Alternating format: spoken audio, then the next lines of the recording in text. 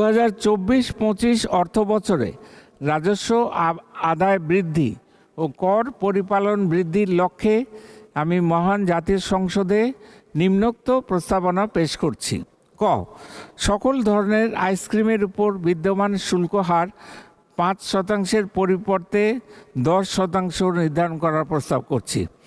খ, কার্বোনেটেড বেভারেজের উপর বিদ্যমান সম্পূরক শুল্ক হার 25% পরিবর্তে 30% নির্ধারণের প্রস্তাব করছি এবং কার্বোনেটেড বেভারেজের জন্য নির্ধারিত মাত্রার উপাদান অপেক্ষা ভিন্নতর মাত্রার উপাদান সম্বলিত পানীয়ের ক্ষেত্রে সম্পূরক শুল্ক হার 35% পরিবর্তে 40% নির্ধারণ করার প্রস্তাব করছি।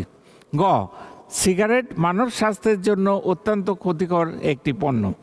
এ জাতীয় ক্ষতিকর পণ্যের ব্যবহার কমানো ও রাজস্ব আদায় বৃদ্ধির লক্ষ্যে আইনের 2য় তফসিলে উল্লিখিত সম্পূরক শুল্কের হার 65% পরিবর্তে 66% নির্ধারণ করার প্রস্তাব করছি।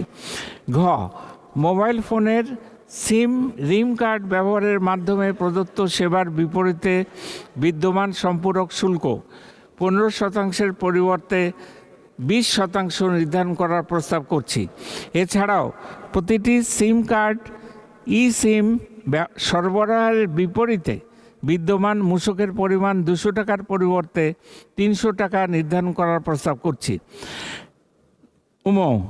রাজস্ব আদায় ও কর প্রতিপালন বৃদ্ধির লক্ষ্যে আমসত্ত্ব, ম্যাঙ্গোবার, ম্যাঙ্গো জুস, আনারসের জুস, পেয়ারার জুস, তেঁতুলের জুস, 1 থেকে 50 ওয়াটের অধিক ক্ষমতা সম্পন্ন বিদ্যুৎ সাশ্রয়ী বাল্ব, টিউবলাইট 18 ওয়াট ও 36 ওয়াট এর স্থানীয় উৎপাদন পর্যায়ে মূসকের হার 5% পরিবর্তে 15% নির্ধারণ করার প্রস্তাব করছি। চ, সিগারেট, বিড়ি, পেপারের স্থানীয় উৎপাদন পর্যায়ে মূসকের হার 7.5% পরিবর্তে 15% নির্ধারণ করার প্রস্তাব করছি।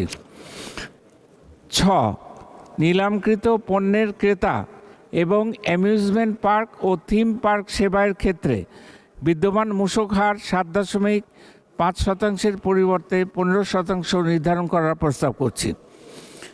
বর্গীয় জ, যান্ত্রিক লন্ড্রি, নিলামকারী সংস্থা, সিকিউরিটি সার্ভিস ও লটারির টিকিট বিক্রয়কারী সেবার ক্ষেত্রে বিদ্যমান মূসক হার 10% পরিবর্তে 15% নির্ধারণ করার প্রস্তাব করছি।